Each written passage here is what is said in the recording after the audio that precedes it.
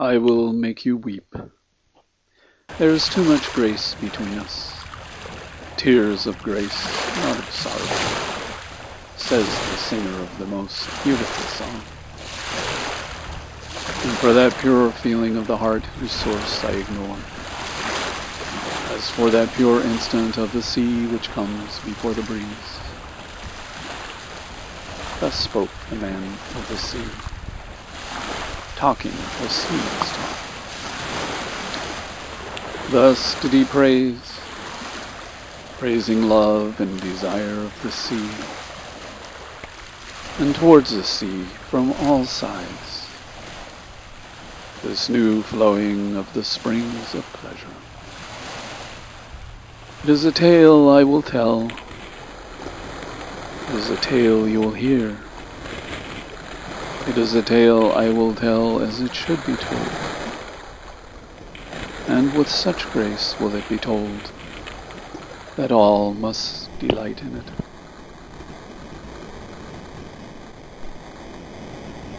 Surely a story that one would wish once more to hear in the carefreeness of death. And such, fresh as it is, in the heart of man without memory, that it will be to us a new favor, like the breeze from the estuary in sight of the lamps on land.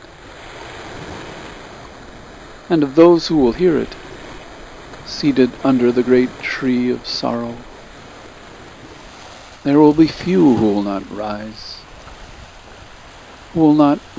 with us and go smiling among the ferns again of childhood and the unrolling of the curled fronds of death.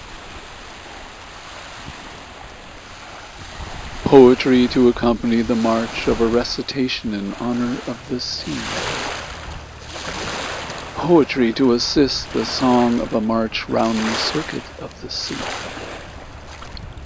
Like the ritual round the altar and the gravitation of the chorus in the circuit of the stroke.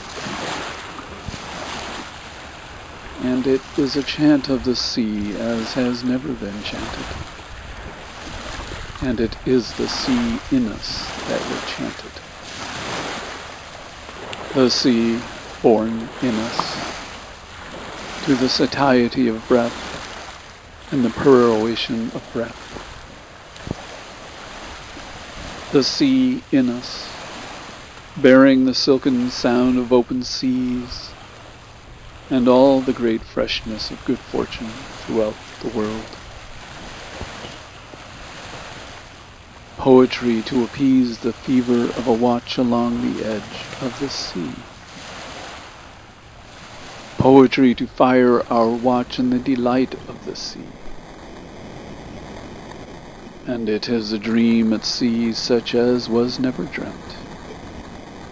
And it is the sea in us that will dream it. The sea woven in us, to the last weaving of its tangled night. The sea in us weaving its great hours of light, and its great trails of darkness. All freedom, all renaissance and all recipiscence. The sea in its sea flowing,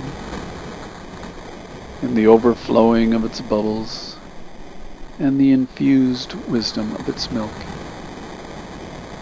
Ah, in the sacred ebullience of its vowels, sacred beings, sacred beings.